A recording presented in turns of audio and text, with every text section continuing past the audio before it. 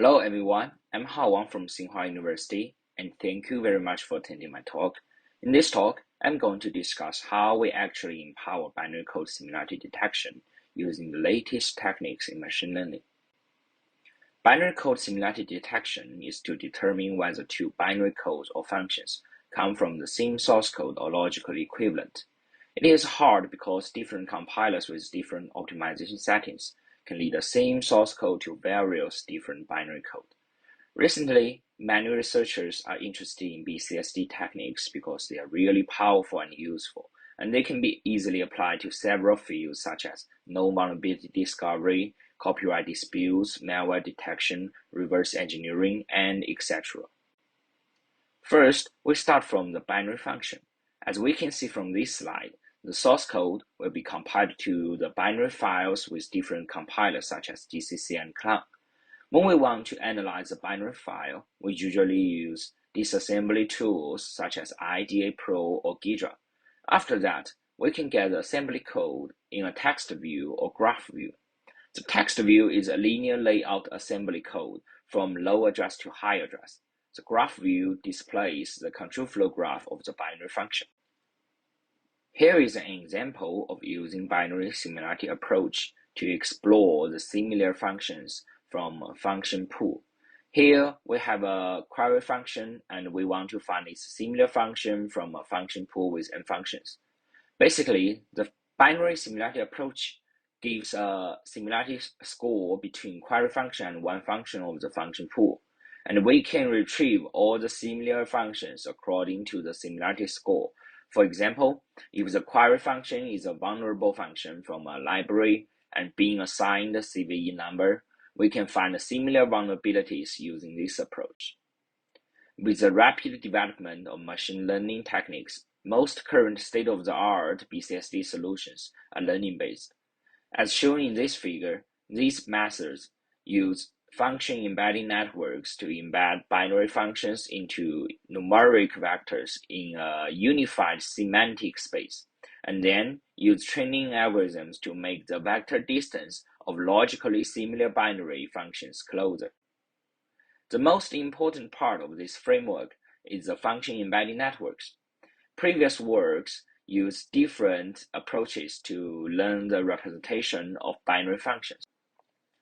The first class is NLP-based works. They treat binary functions as a sequence of instructions and use NLP encoders to encode them. However, the problem here is assembly languages are not like natural languages that are only linear layout. They contain jump instructions which can change the execution order.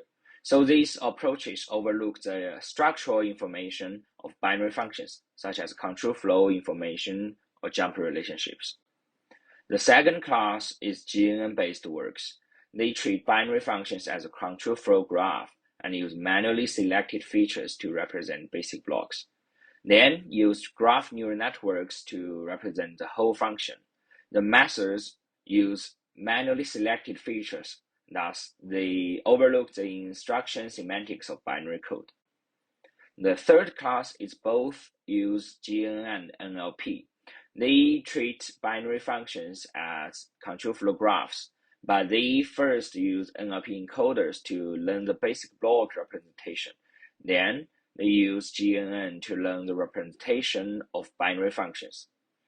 These approaches are better than the second one, but they overlook the relationship among inter-basic block instructions. So we rethink the representation of the binary function. It basically has two kinds of forms. How can we combine the semantic encoders and control flow information better? Take the text view of ID Pro as an example. If we click the location 63C here, we will jump to the location 63C labeled there. It reminds us of designing a jump-aware neural networks to encode the instruction sequence. We adopt the state-of-the-art NLP encoder transformer as the backbone of our function embedding network. At the same time, we modify the transformer to capture the jump relationships. We choose to use positional embeddings, which are an integral part of the transformer architecture to address this problem. These positional encodings enable the model to determine the distance between tokens. The implicit logic of this representation is that larger distances between tokens generally indicate weaker mutual influence. However, jump instructions in binary code bind together areas in the code that may be far apart. Therefore, we design to reflect the fact that the source and the target of the jump instructions are as close as two consecutive tokens, and that they have strong contextual connection. We achieve this by using parameter sharing. As shown in this figure, we first tokenize and normalize assembly code, including rebase the raw assembly code with the index of each token. For jump instruction, we denote its operand token as the source token, and we denote the mnemonics token of the target instruction as the target token. We share the parameters between the source token's token embedding and the target token's position embedding. For example, jump 14 means the jump target is the 14th token of the function, and we use the token embedding eJump14 as the position embedding P14. In this way, the transformer is now jump aware, and the rationale of jTrans is detailed in the section 4.2.3 in our paper, and we give a proof in the appendix. We first pre-train jTrans with unsupervised binary corpus. Collecting enough binary code is much easier than compiling so many projects with different optimization levels and label them. So we designed two unsupervised pre-train tasks for jTrans. The first is masked language model, which is to random mask some tokens and asks the model to predict them.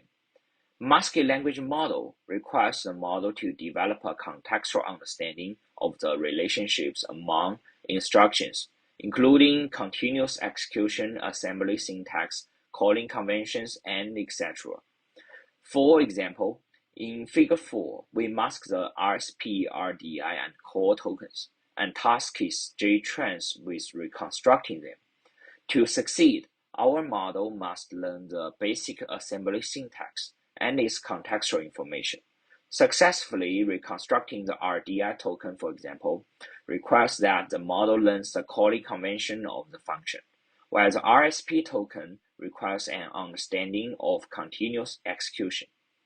Jump target prediction task is to ask model predict the correct position after randomly mask the jump location. This task is even hard for human experts, requires our model to develop a deep understanding of the CFG. This in turn leads to improved performance for jTrans, as we later show in the evaluation. After pre-training, jTrans can be easily fine-tuned to BCSD tasks. We collected labeled datasets and used contrastive learning algorithm to fine-tune jTrans. For a query function f, g plus is a function similar to f, and g minus is an arbitrary function unrelated to f. We randomly generate triples and use the following margin loss function to fine-tune jTrans on BCSD, which makes jTrans to maximize the similarity between similar binary function pairs while minimizing the similarity for unrelated pairs. To fully train jTrans and baseline models, we built a new dataset for BCSD named binary corp, means binary corpus. We built it based on the Arch Linux official repository and Arch user repository, which contains thousands of software, including editors, instant messengers, HTTP server, web browser, compiler graphics library, cryptography library, and etc. Our datasets are much larger than commonly used GNU utils and core utils. The full binary corp contains 26 million functions. We also create a smaller one for those baselines which cannot scale to large datasets. We have open sourced our datasets and implementations of the jTrans. Welcome to stars and give comments. We conduct BCSD evaluations by retrieving the logically identical function for the given query function from a function pool with n functions. We denote the size n as the pool size. And then we compare our approach with all different kinds of the state-of-the-art BCSD approach, including NLP-based, GNN-based, and both use NLP encoder and GNN. And it turns out that our approach is pretty accurate, matching the query function as well as the logically identical one when the compiler optimization levels change. When the pool size changes from 32 to 10,000, jTrans achieves the best performance compared to these baselines. When we use a larger dataset, we find that nearly all methods perform better, which shows that learning-based methods can scale to large dataset. And the jTrans 0, which is only pre-trained with unsupervised approach and without fine-tuning, performs great when the pool size is 10,000. This is really interesting and shows that our pre-training stage is effective and that with enough data, jTrans 0 is able to retrieve nearly half of the correct answer at the top one when the pool size is large. It is important to note, however, that pool size 32 is far less indicative for real-world scenarios, and in the more challenging pool size 10,000, our approach performed significantly better. Next, we study the influence of the pool size. We conduct multiple experiments with a variety of pool sizes and plot the results for various optimization pairs. The results show that all the approaches' performance drops when the pool size increases. It is easy to understand that a larger pool size is more challenging for the model to rank the ground truth at the first place. The previous works often evaluate models by comparing two functions that are similar or not, which is identical to the situation here when pool size equals 2. We show that the performance of different approaches are really close when the pool size is small. So we deduce that evaluating binary similarity detection tools on small pool sizes does not provide a meaningful indication to their performance in real-world settings. We choose the two best baseline approaches, SAFE and ASM2VEC and jTrans, to detect real-world vulnerabilities. We perform our evaluation on 8 CVEs and use the models trained on binary corp 26 million for this experiment. This figure shows the ability of vulnerability searching of the 3 models. Our results demonstrate that jTrans can be effectively deployed as a vulnerability search tool in real-world scenarios, as a result of its ability to perform well on large pool sizes. We conduct an ablation study to test our hypothesis that our jumper well design contributes to jTrans' ability to analyze the CFG of the binary code. We tested the accuracy of jump target predicting. The pre-trained jTrans can predict the target of the jump instruction with top 1 accuracy of 92.9%. This accuracy is quite high, particularly for top 1, as there are 512 possible jump positions, which indicates that our pre-trained jTrans is able to successfully capture the structural and contextual information of the binary. Furthermore, we train a standard BERT model that does not use our representation of the jump information and JTB pre-train task, and we compare it to our approach.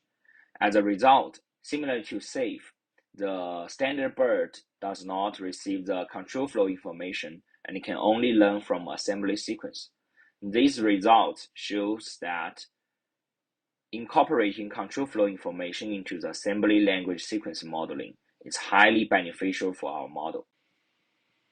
To make a conclusion, in this work, first we propose a solution to embed control flow information to transformer-based language models. Our approach utilizes a novel jumper well architecture design that does not rely on the use of GNNs.